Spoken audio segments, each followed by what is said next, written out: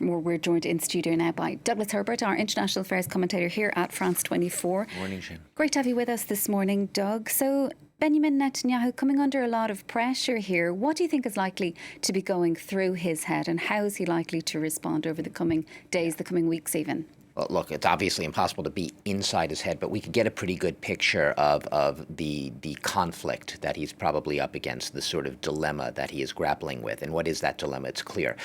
Benjamin Netanyahu, obviously, it's no secret, has always been a hardliner, very hawkish when it comes to Israel's security. He has been very adamant, time and again, repeating that, he will go all out to ensure the security of Israeli citizens. So clearly, he was caught out. The defense establishment, the security forces, the intelligence establishment, they were all caught out by this Hamas attack. Even if something had been expected, this type of attack by air, land, and sea had not.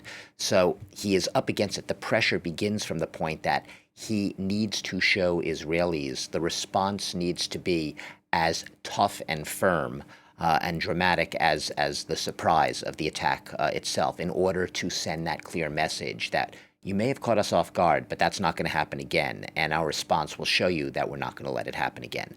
So on the one hand, I'm going to do this on the one hand, on the other hand thing, which I don't like to do, but there really is the flip side of what's going through his mind. On the one hand, he has a very hardline right-wing government right now, which right now also has staunch support from the vast majority of Israeli opinion, even the opposition in Israel. This is the type of thing that, makes people come together, be much more cohesive public opinion. So he has the pressure from his political, to the right of him, the far right in his religious nationalist government, to do something, a very firm response, something that will send a very clear message. And yet at the same time, and here's the other hand part, Benjamin Netanyahu has always sort of in the back of his mind, he has wanted to avoid something that would involve reoccupation of Gaza, that is sending in Israeli troops on a massive scale in a sort of posture where they would have to stay there.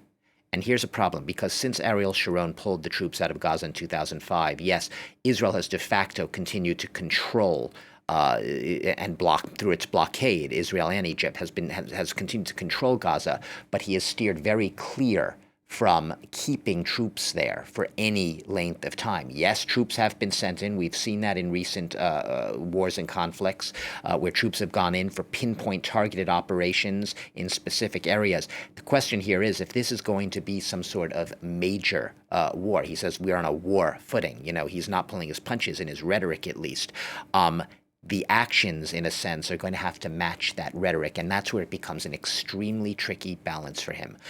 If there is to be some sort of ground invasion, and a lot of the military analysts now are speculating, for better or for worse, that full-scale war seems inevitable, perhaps involving troops going in, and not just going in for the types of pinpoint operations we saw in the past, but really going in and perhaps trying to root it out. How do you get them out? Once you're in, how do you get them out? What happens once they're there on the ground? How do those operations play out?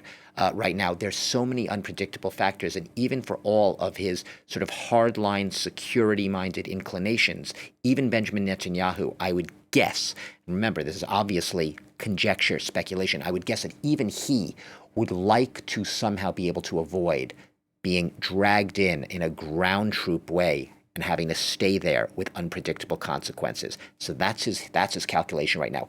How does he weigh and balance the public opinion? The right-wing cabinet coalition calls for a very firm and response in measure and proportion to what Hamas did in its surprise attack, with the fact that he has the longer-term security considerations, with its possible ripple effects and consequences for the wider region. Well, let's talk about Hamas then, because in recent months we've seen many of these attacks, Palestinian attacks, actually being launched by its militant rival, Islamic Jihad. So what exactly is Hamas trying to achieve, and why did it launch this attack now? Yeah.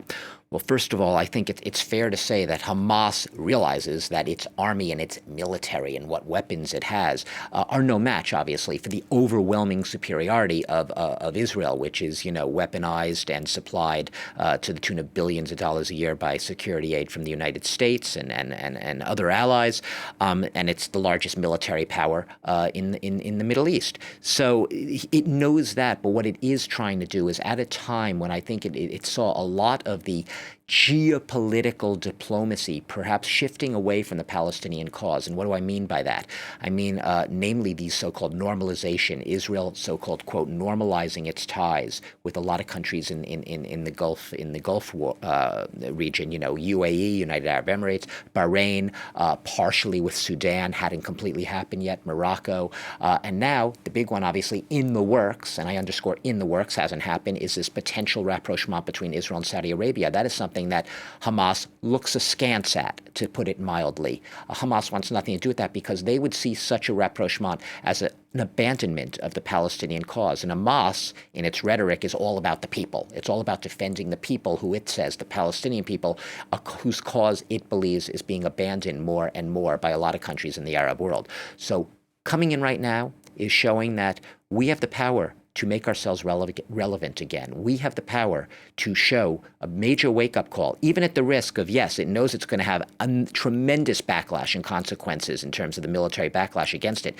We have the power, though, a major wake-up call to stir the hornet's nest of geopolitical diplomacy and show, here we are, we could strike at any time, at will. We know you can hit us back, and a lot harder perhaps than we can hit you. But now you have to reckon with us, and you have to also reckon with our agenda as well. It is messy. It is complicated. And like I said, Benjamin Netanyahu, who is determined to have a very firm security response, he has to reckon with this geopolitical equation right now, as will the U.S. in its diplomacy, because as of now, that Israel-Saudi Arabia rapprochement, the negotiations in progress, would seem, if not off the table, to be at least put on a side burner for the time being.